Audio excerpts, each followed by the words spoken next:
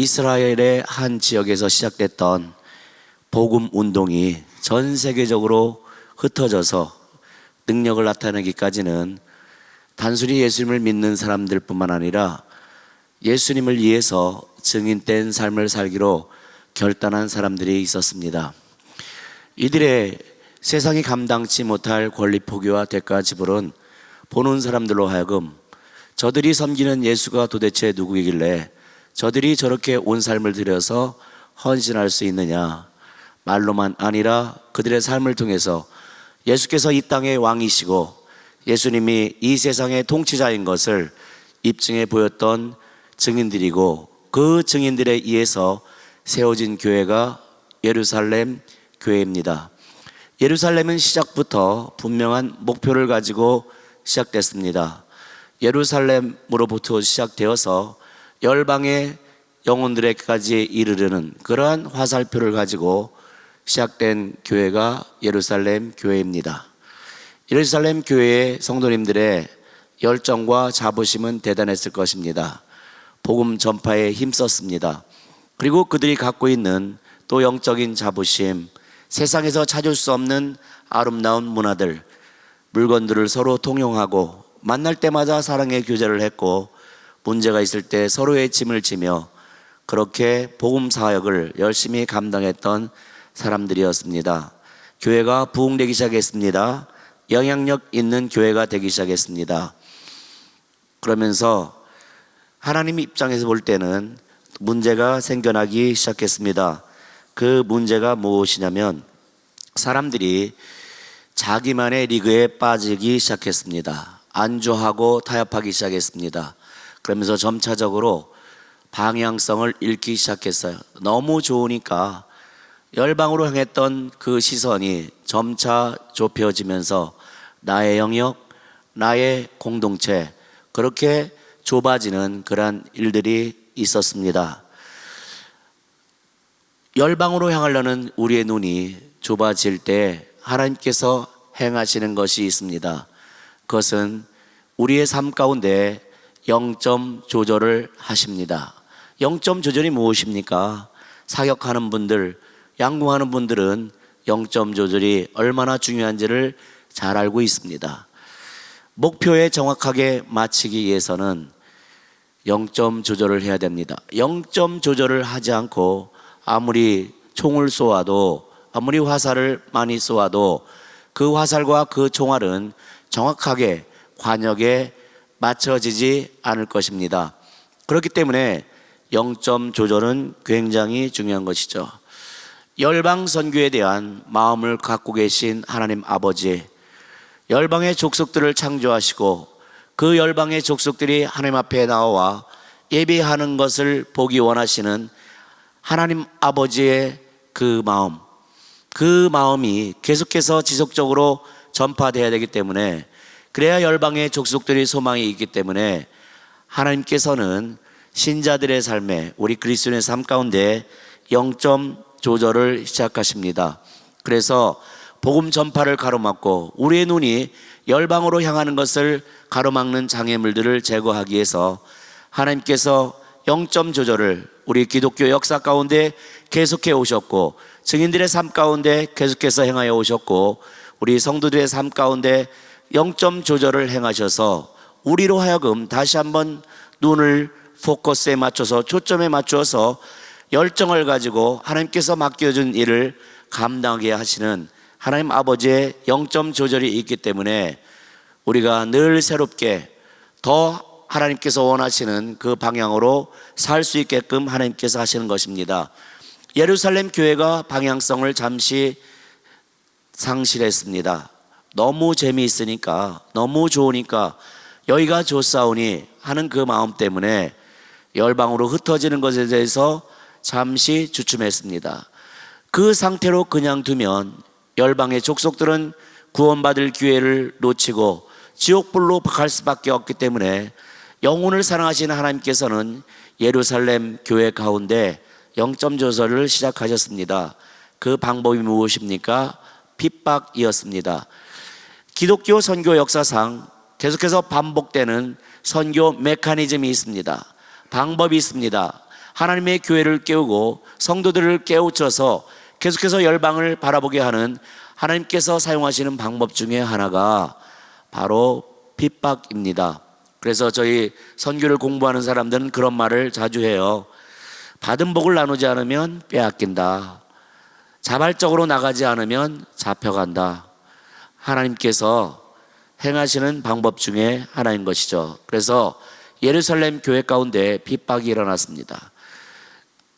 성도들이 어쩔 수 없이 흩어지기 시작했어요. 원해서가 아니라 바로 자발적으로 나가지 않았기 때문에 잡혀가는 것 같이, 오늘 저를 따라서 몇 분이 잡혀갈지는 모르겠지만 잡혀가자, 더 잡혀가자, 더 많이 잡혀가자, 이제 복된 삶인 것이죠. 성도들이 여기저기 흩어져서 그 무리 중에 한 무리가 사마리아 성에 이르렀습니다. 사마리아에서 복음 전파를 하니까 영적 변화가 일어났습니다. 사람들의 삶이 변화되기 시작했습니다.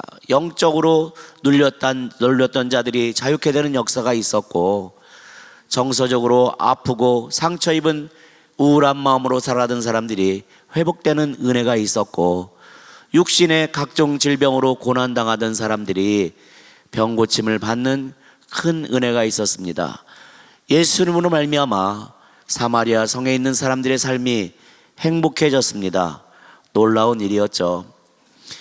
예루살렘 교회뿐만 아니라 열방으로 지속적으로 복음이 확산되는 그 마음을 갖고 계신 하나님께서는 사울이라는 사람의 삶 가운데 또 영점 조절을 하시기 시작합니다. 사울은 유대인이면서 동시에 헬라의 문화에 아주 정통한, 두 나라의 문화에 아주 익숙했던 사람이었습니다. 그렇기 때문에 유대인뿐만 아니라 이방 족속에까지 복음 전파하기를 원하시는 하나님에게 딱 맞는 사람 중에 하나가 바로 사울이었죠. 그래서 사울의 삶을 바꾸기 시작합니다. 개인의 목표와 개인의 성공을 목적으로 살아가던 사울의 삶 가운데 하나님의 은혜가 임했고, 그냥 예수 그리스도를 핍박하던 핍박자 사울이 하나님으로부터 사명을 받아 이방 선교의 그러한 새로운 문을 여는 그러한 사역자로 변화되는 큰 은혜가 있었던 것입니다.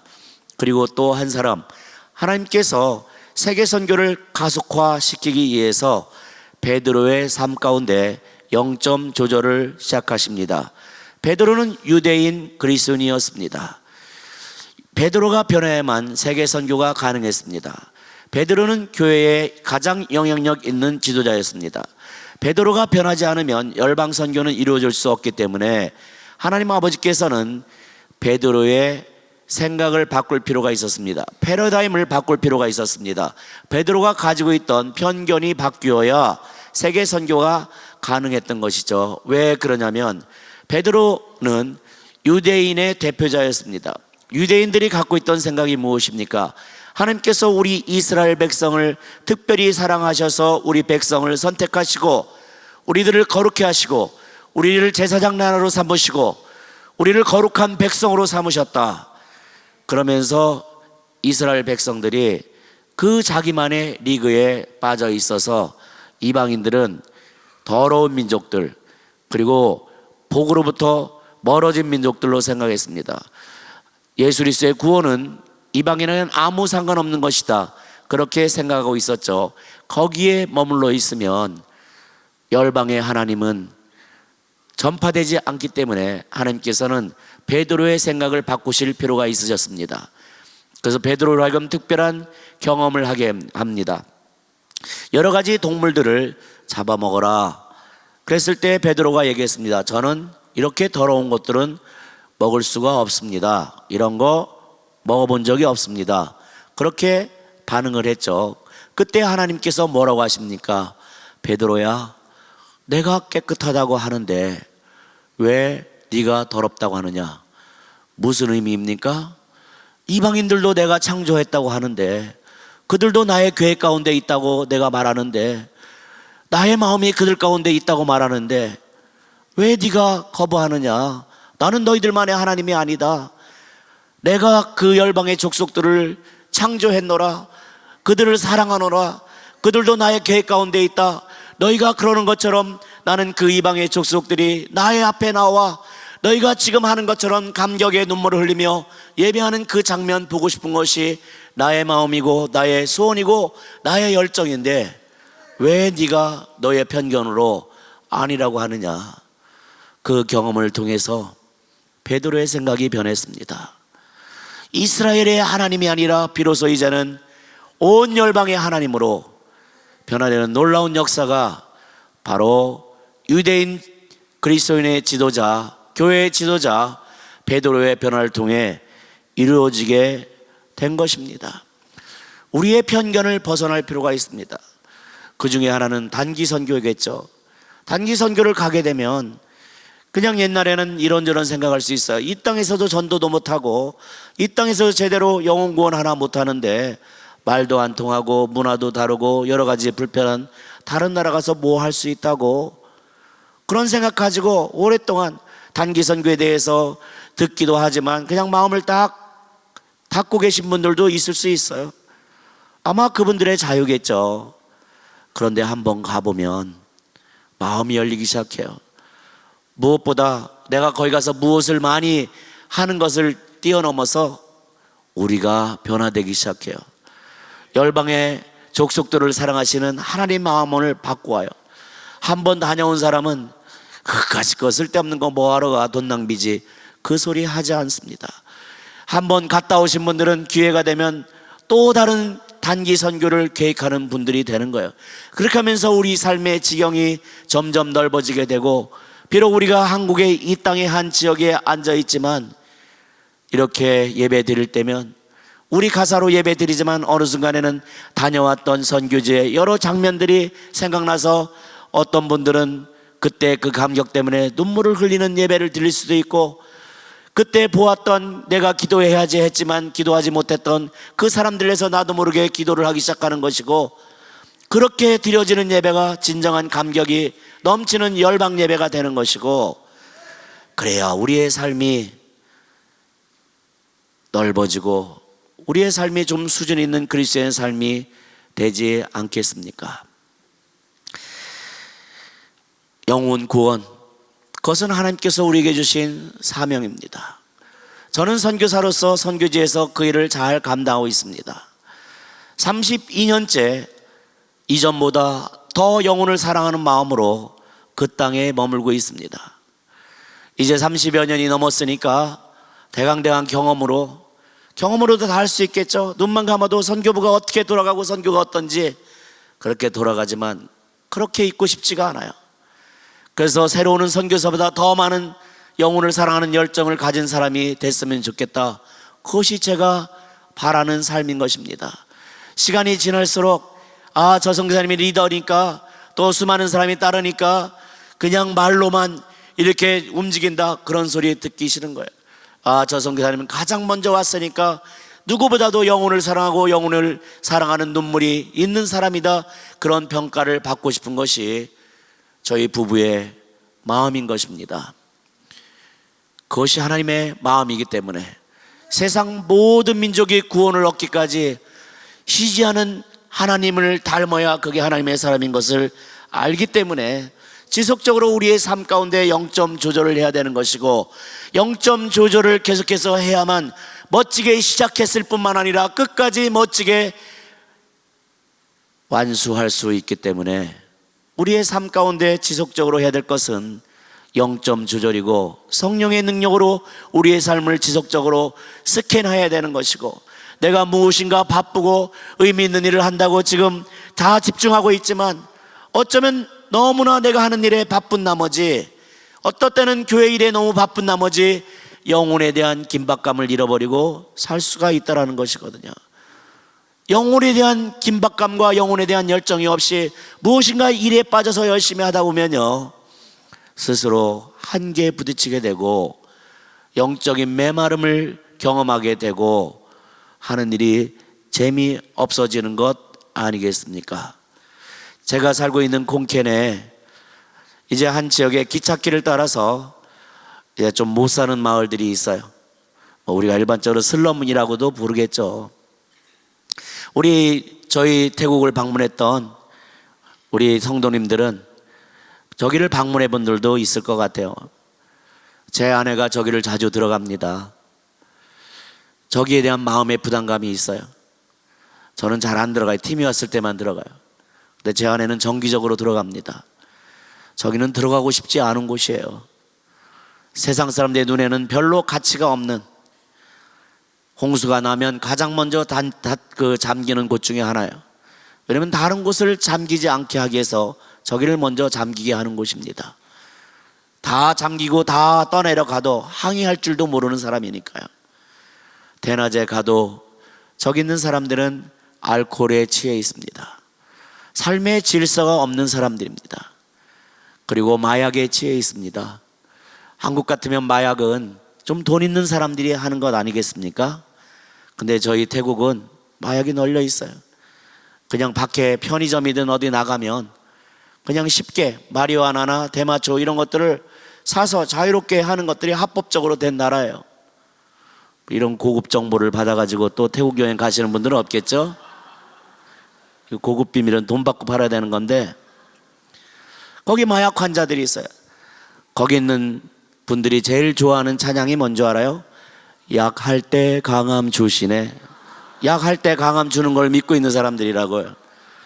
거기에 들어가서 제 아내가 정기적으로 사람들에게 전도하고 예수님을 소개하고 영접시키고, 아픈 사람들이 있으면 기도하고, 어르신들 이렇게 있으면 그분들보다 높이 고개 들게 하면 안 된다고 무릎 꿇고 그들에게 다가가는, 어느 날 그곳을 방문하더니 저에게 와서 어느 아주머니, 몇 달 전에 예수님 영접시킨 아주머니 만났는데 너무 아파하셔가지고 기도하고 찬양 불러드리고, 그리고 응급실에 보냈다고, 그리고 몇 시간 뒤에 전화를 받았어요. 돌아가셨다고.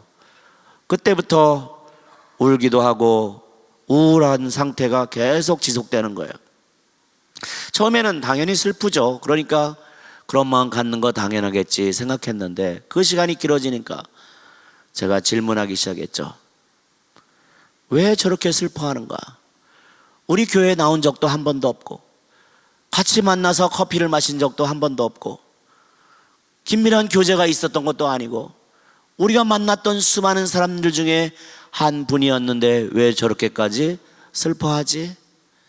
저희가 휴머니스트라 인간적인 정이 좀 더 많아서 그렇겠습니까? 하나님께서 우리 가운데 부어주신 영혼을 향한 마음 때문이었죠. 겉으로 보기에는 가치 없고 그렇게 죽는다고 누가 슬퍼할 사람이나 있으려니 하고 생각할 수 있겠지만, 하나님 아버지께는 하나님께 예배할 영혼, 하나님께 찬송할 영혼, 그런 영혼 아니었겠습니까? 그 마음을 저희가 배웠으니까, 한 영혼 한 영혼을 그렇게 대하는 훈련을 그동안 해왔으니까 저에게 그런 마음이 있었던 거죠. 다음날 주일 예배였는데 오전 예배 끝마치더니 여기 장례식 좀 갔다 오겠다고, 그리고 거기 장례식 참석하고, 그리고 태국 사람들이 있는 틈에서 유일한 외국인으로서 또 사진 이렇게 찍어서 보냈더라고요. 선교지에 있으면서 저희가 발견한 예수님이 있었습니다. 그 예수님은 영혼 추적자 예수님이었습니다. 예수님께서 말씀하셨습니다. 또 이 무리에 들지 아니한 다른 양들이 내게 있어. 이 우리 안에 들지 않은 다른 양이 있답니다. 이 우리 안에 들어있는 양들도 있습니다. 이 우리 안에 들어있는 양이 누구입니까? 우리죠. 영적인 보호 가운데 있는 우리들. 힘들어하면 와서 기도해주고 위로해주는 교역자분들 계시고, 또 목장에서 이런저런 사랑도 받고, 그리고 또 우리가 인생의 여러 가지 문제 때문에 고통을 당하고 힘들 때 철야 예배든지 각종 예배에 나와서 주님께 부르짖으며 하나님 불쌍히 여기십시오, 하나님 도와주십시오, 살려주십시오, 그렇게 부르짖으면 하나님께서 베푸시는 그 손을 붙잡고, 그거 붙잡고 앞으로 나아갈 힘을 얻는데, 우리에게는 부를 이름이 있는데, 의지할 그분이 있는데, 나 하나님 필요 없습니다. 내가 인생의 하나님이지 내 삶은 내가 개척해야지 큰소리치며 다니다가 인생의 위기에 닥쳤을 때 누구의 이름을 불러야 될지, 누구에게 도움을 요청해야 될지, 누구에게 무릎을 꿇어야 될지 몰라서 진정으로 삶의 위기 가운데 빠져있는 이 우리 안에 들지 아니한 그 한 마리의 양을 찾아 떠났던 예수 그리스도의 감동적인 영혼 추적 여행의 결과, 우리가 지금 이렇게 이 자리에 앉아서 복음의 감격을 누리는 것 아니겠습니까? 우리가 이것저것 바쁜 가운데도 계속해서 놓지 않아야 될 것은 무엇이냐면, 우리의 관심이 누구에게 있어야 되겠습니까? 이 우리 안에 들지 아니한 또 다른 양. 우리 눈에는 사랑스럽지 않은 사람일 수 있고, 왜 세상에 태어나서 저렇게 인간답지 못하게 살아? 그 소리 할 사람도 있을 수 있겠고요. 그리고 아무리 생각해도 소망이 없는 것 같은 사람이 있을 수 있잖아요. 가까이 가서 복음을 전파하려고 하면 실망스럽고 낙심하고, 다른 사람은 다 돼도 저 사람은 안 돼, 저 인간은 안 돼, 이렇게 하는, 아마 내 옆에 있는 내 부인일 수 있고, 내 남편일 수 있고, 내 자식일 수 있고, 나의 부모일 수 있고, 나와 가까운 친구 동료일 수 있는 그 사람들. 그러나 예수 그리스도의 마음이 그들에게 있다면요, 내 사랑하는, 나를 따르는 나의 자녀들아, 나는 너희들만의 하나님이 아니다. 예수 잘 믿는 너희들만의 하나님이 아니다. 나는 너희들을 돌보기 위해서 이 땅에 있는 하나님이 아니다. 또 이 우리 안에 들지 아니한 그 양들도 나의 계획 가운데 들어오길 원한다. 이것이 하나님 아버지의 마음 아니겠습니까? 끊임없이 우리로 하여금 영혼에 대한 열정을 부어주셔서 우리로 하여금 그 일을 감당케 하고, 성도가 이 땅에 태어나서 할 수 있는 가장 놀라운 일 중에 하나는 나로 말미암아 다른 사람의 삶이 풀어지고 살아나고 회복되어 다니게 하는 것, 그것이 교회의 놀라운 비밀 아니겠습니까? 우리 안산 빛나교회는 영혼 구원에 대한 열정이 있는 교회인 것을 제가 늘 알고 그에 대해서 감사합니다. 소망 없던 자들이 살아나고 풀어지고 다니게 하는 것, 얼마나 놀라운 축제의 순간순간들입니까? 나사로, 예수님이 많은 사람들을 살리셨어요. 근데 일반적으로 살릴 때 살아났다, 걸어가라, 믿음이 너를 구원했다 그랬는데, 이 나사로 살릴 때 뭐라고 하셨어요? 좀 독특하게 말씀하셨어요. 풀어놓아 다니게 하라. 풀어놓아 다니게 하라. 왜요? 나사로 조여놨으니까. 나사로 조여놨으니까 풀어놓아야 다니죠. 풀어놓아 다니게 하는 놀라운 역사. 수많은 군종 가운데도 외로이 있는 고독한 늑대, 이 수많은 사람들이 오고 가는 이 와중에도 누구도 나에게 관심을 갖지 않을 거야, 나는 외로운 사람이야, 그렇게 있는 고독한 늑대, 그 중에 한 사람이 삭개오입니다. 세상 사람들이 그의 히스토리 배경을 알기 때문에 이런저런 이유로 거부했겠죠. 마음을 닫고 살아갔던 사람입니다. 그런데 삶의 변화가 일어났습니다. 예수님을 만났던 그 순간부터, 예수님을 만나서 우리가 보고자 하는 영적 변화가 삭개오의 삶 가운데 일어났습니다. 삭개오가 기분이 너무 좋았어요. 예수님, 저희 집에 오신다고요? 지금부터 예수님 드시고 싶은 거 다 말씀하세요. 뭐 드시고 싶으세요? 내가 다 삭개오. 우리 안산 빛나교회 안에 나사로와 삭개오가 계속해서 일어나야 그게 축제 예배가 되는 거죠. 매주 예배 순간순간마다 나사로, 나 살았다, 풀어놓아 다니게 되는 역사가 있고, 그리고 정말로 기분에 하나님이 나를 용납해 주셨으니까 내가 주의 일 감당하는 게 뭐가 어려워, 내가 할게요, 내가 살게요. 그런데 어떤 술 좋아하는 분은 삭개오가 일본 사람이에요? 그렇게 질문을 해요. 삭개를 자주 드셨는지.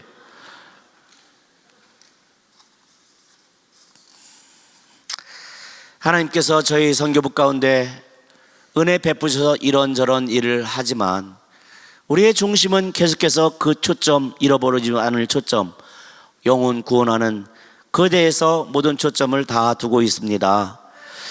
여러 가지 사역 중에 제가 또 태국교회를 담당하는 것이 있습니다. 우리 태국교회 22개가 있는데요, 그 교회를 개척하고 그 중에 한 절반 정도는 우리가 벌써 자립을 하고 다른 교회를 돕는 그런 시스템을 계속하고 있어요. 우리 태국 방문했던 분들은 여러 교회들, 우리 옛날 사모님께서도 몇 교회 방문하셨었어요. 몇 교회 와서 또 화장실에 페인트도 칠하고 열심히 하셔서 저는 사모님인지 잘 몰랐었어요. 예. 그래서 왜 이렇게 못 지내려고 혼내려는 마음이 있었는데 그때 제가 참았던 것이 얼마나 은혜로운 거지. 그때 제가 진실을 말했으면 오늘 저와 여러분은 이곳에서 만나는 기회가 없었을지 모를 텐데 그때 이상하게 내가 참고 싶어서 뭐 피카소 같이 멋지게 그냥 예술적으로 칠하면 되지 하는 말이 생각이 나가지고 여러 교회가 22개가 있는데요. 교회가 그래도 믿음 가운데 잘 성장하고 있습니다. 그러면서 여러 지역에 계속해서 교회가 개척되고 있습니다. 그래서 매년 수련회를 우리가 하기 시작하는데 거기는 빨리 여기도 됐네요. 수련회 할 때는 수백 명이 모여서 우리가 또 집회도 하고 저 때 또 세례식을 굉장히 많이 해요. 그럼 매년 아주 많은 사람들이 세례를 받아요. 저는 세례 받는 시간이, 세례를 주는 그때가 제일 행복합니다. 제가 선교지에 있는 시간 중에 세례식을 거행할 때가 제일 행복한 시간이에요. 왜 그러냐면 그동안 말 안 듣던 성도들 합법적으로 복수할 수 있는 시간이, 저희는 침례를 주거든요. 태국에는 교단과 상관없이 대부분이 침례예요. 침례. 그래가지고 침례를 주니까 말 안 듣던 성도들이요, 저 때 오래 눌러줍니다. 내가 성부와 성자와 성령의. 그러면 순종 안 하겠습니까? 살기 위해서. 우리 여기 담임 목사님 계셨으면 내가 이 고급 정보를 주고 가려고 했는데 앞으로 안산 빛나교회는 침례로 다 바꾸라고. 스트레스 다 날라갑니다. 스트레스 쌓일 필요가 없어요. 무엇인가 마음이 상하고 스트레스 쌓일만 하면 장로님, 집사님 세례 받으러 가시죠. 네, 그렇게 성장하고 있고, 또 저희가 교회는 계속 늘어나는데 뭐 목회자를 구하기가 쉽지 않아요. 실컷 사람을 찾아서 방콕에 보내면 그 사람들이 신학을 공부하는 동안에 전도사로서 섬기잖아요. 그럼 전도사로서 섬겼던 교회에 정이 들어가지고 안 내려와요. 그리고 도시에 있고 싶어 하잖아요. 전부 다 수도에. 그래서 안 되겠다. 우리는 일꾼이 너무 필요한데 이 방법 저 방법 써도 안 되고, 그래서 자체적으로 사람들을 길러내자 해서 정식으로 인가를 받아서 저희가 신학교를 시작합니다. 이 신학교 건물 뭐 저기에 그냥 다 내내 기숙사로 있는 건 아니고요. 각자 사역지에서 사역하다가 뭐 한 달에 일주일씩 모여서 필요한 과목들 또 훈련 받고 또 돌아가서 사역하고, 시간이 걸려도 계속해서 이런 방법들을 사용하는 것입니다. 저 건물이 지난 이제 얼마 전에 완공이 됐는데요. 저를 바치신 분은 저는 이름도 모르고 그리고 얼굴도 모릅니다. 미국에 있는 어느 교포 권사님이시라는데 선교지의 필요를 보시고 이렇게 다른 사람의 소개로 저렇게 세워질 수가 있었어요. 그리고 제가 계속해서 태국교회 목회자 훈련을 합니다. 또 뭐 목사 안수도 주고 또 목회자들 훈련을 계속 하는데, 저 위에 있는 저 목사 안수 주는 사진은 제 인생 사진입니다. 저는 저 사진을 제일 좋아해요. 안수식이 있던 날 제가 안수위원들에게 전부 다 이거 빨간 거 하고 오라고 그랬어요. 그리고 시간이 딱 돼서 빨간 건 어디 있는지 못 찾았다 하면서 저만 보라색 했어요. 확 띄잖아요. 제가 스포트라이트를 딱 봤잖아요. 저는 저게 사람의 지혜라고 생각하지 않고 하나님의 지혜다. 어떻게 저렇게 탁월한 선택을 했는지 보면 그냥 마음이 푸근해지고 확 뛰거든요. 얼마나 은혜로운지 모르겠습니다.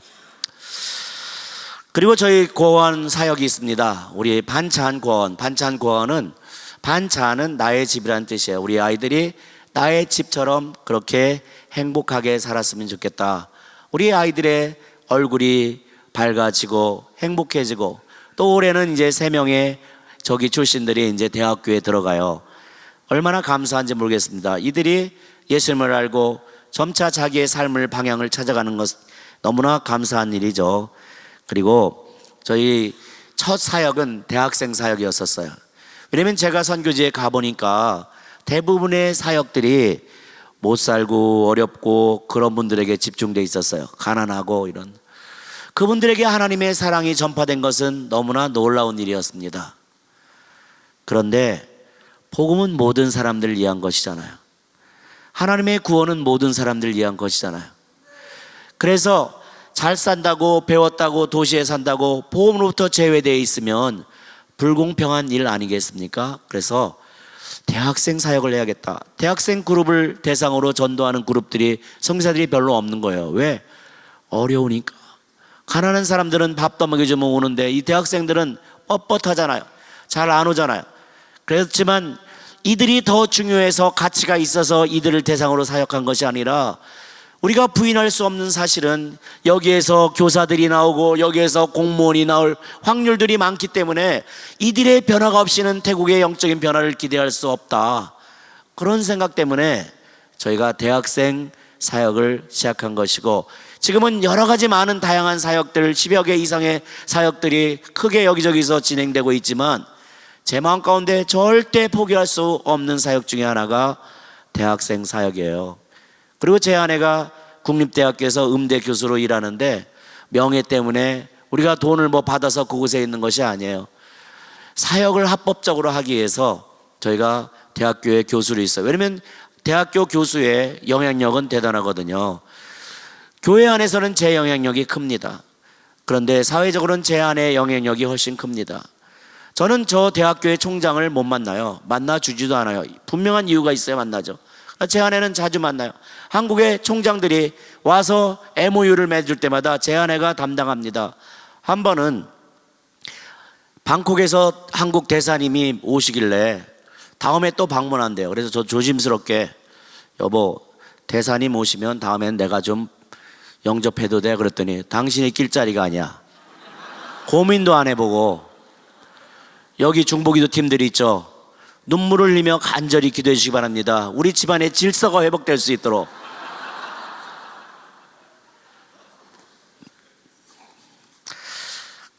그리고 또 이제 저희가 한 가지 소개하고 싶은 것은, 이런저런 사역들이 저희 선교센터 부지, 하나님께서 저희에게 선교센터 부지를 주셨어요. 처음에는 막 크게 하고 싶은 마음이 있었는데 크게 하려는 마음을 다 내려놨어요. 너무 욕심내는 거 교만하잖아요. 덕이 안 되잖아요, 선교사가. 그래서 조금 작은 것부터 시작하자 하는 마음으로 5만 평 땅을 샀거든요. 너무 선교사가 욕심 많아가지고 사람들 시험 들게 하고, 그래서 저는 5만 한 3천 평 정도 되는데, 뒤에 거는 별로 저는 신경 안 써요.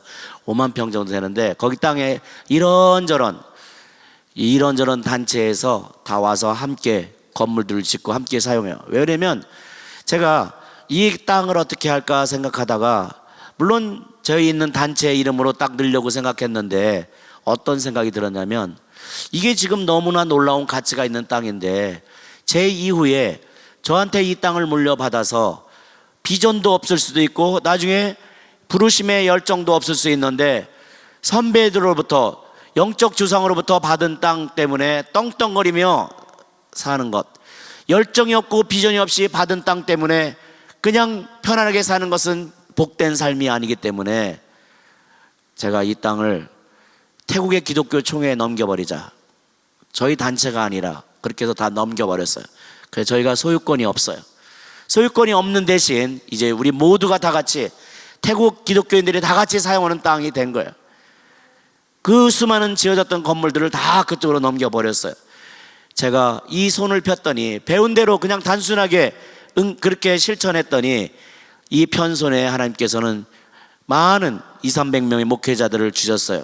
이들과 함께 태국의 영적 부흥을 위해서 제가 그들의 영적 멘토로서, 지도자로서 태국 땅의 영적 부흥을 위해서 함께 사역하고 있는데, 그러니까 각종 단체들, 각 단체들, 교단들에 와서 거기서 함께 건물을 짓고 함께 노동을 하고 그런 역사가 일어나는 거예요. 그냥 계속 모여드는 거예요, 사람들이. 이 교단과 이런 교파, 이런 장벽들을 다 뛰어넘어서 함께 일하는 것이거든요. 그런데 이제 그곳에 학교가 하나 있었으면 좋겠다. 왜냐면 제 제자가 유치원과 초등학교를 하고 있습니다. 그래서 상당히 이름이 있는 학교예요. 그래서 목회자 자녀라든가 예수 믿는 사람들이라든가 또 예수 안 믿는 사람들도 그 학교에 많이 보내요. 왜냐면 학교의 수준이 있기 때문에. 그런데 초등학교 마치고 나면 더 이상 기독교 학교가 없으니까 어디로 보내냐면 불교 학교에 보내야 돼요. 불교 학교에 가면 거기서 학교에서 하는 예식을 다 참여해야 돼요. 저희 자녀가 2명이 있는데 둘 다 태국에서 태어났잖아요. 그러니까 우리 아이들이 태국 학교에 다니면서 이런 것 때문에 너무 많은 핍박을 받았어요. 모든 사람들이 다 하는 그 예식에 이 우리 아이들이 참여를 안 하니까 얼마나 사람들이 이런저런 핍박을 했겠습니까? 그러니까 아이들이 가치관에 혼란을 느낄 수 있는 거죠. 그래서 중학교가 좀 있으면 좋겠다, 고등학교가 있으면 좋겠다, 그래서 앞으로 다가올 세대를 일으키는 일을 해야 되겠다. 그래서 학교를 이제 세우기로 하나님 마음 주셔서 제가 이제 이것이 하나님께로부터 온 것임을 알고 동역자들과 확인한 뒤에 이제 선포하기 시작합니다. 내년 5월부터 학교를 시작할 것인데 교육부에서 와서 조사를 했어요. 그러면서 우리에게 준 조건은 무엇이냐면 중학교 1학년 과정을 시작하고 싶으면 8m 곱하기 8m 교실 3개가 있어야 돼요. 8m 곱하기 8m. 그리고 고등학교까지 같이 시작하려면 8m 곱하기 8m 그 교실 6개가 있어야 돼요. 그래서 저희 마음 가운데는 중학교 1학년부터 시작해야겠다. 8m 곱하기 8m 건물을 지어야 되겠다. 그래서 이제 믿음으로 선포하고 기도하고 제가 들어가면 동역자들과 함께 땅 파는 것부터 시작을 해야죠. 그러면서 하늘을 바라보면서 하나님 중학교를 주시옵소서. 그러면 하나님께서 하나님의 때에 주실 것을 믿고 안 주면 그냥 또 연기하는 거고, 그렇게 그것이 제가 선교에 있으면서 사람에게 손 벌리기보다, 사람을 의지하는 것보다 하늘 바라보면서 여기까지 왔기 때문에 많은 사람들이 이해를 못하는데 그렇게 살아왔기 때문에 제가 또 그런 것을 하려고 합니다. 기도해 주시기 바랍니다. 영혼을 향한 하나님의 열정에 따라 반응하는 삶이 가장 복된 삶입니다. 그런데 이 사역을 누가 계속 감당해야 되겠습니까? 히브리서 11장에 보면 믿음으로 살았던 사람들의 스토리가 나오는데 히브리서 11장 8절에서 10절까지 세 세대가 나옵니다. 아브라함과 이삭과 야곱, 우리는 흔히 이 세 세대를 아이야 세대라고 합니다. 아브라함과 이삭과 야곱. 아브라함이 이곳에 기록된 것은 충분히 납득이 됩니다. 이삭이 믿음의 장에 기록된 것도 충분히 받아들일 수 있습니다. 야곱의 이름이 여기에 기록된 것, 믿음으로 살았던 사람들의 그 장에 기록된 것은 쉽게 받아들이기 힘든 사실입니다. 야곱의 삶을 우리가 잘 알지 않습니까? 별명 그대로 지렁이같이 육신으로 살았던 그 사람의 삶을 우리가 잘 알고 있는데 어떻게 야곱의 이름이 여기에 있지? 분명히 할아버지 아브라함 찬스를 썼든지 할아버지 아브라함 찬스를 썼든지 아버지 야곱의 찬스를 썼든지 그렇지 않으면 이해가 안 되잖아요. 야곱의 이름이 어떻게 여기에 기록되어 있습니까? 그 비결은 동일한 약속을 유업으로 함께 받은, 동일한 약속을 유업으로 함께 받았다라는 것입니다. 하나님이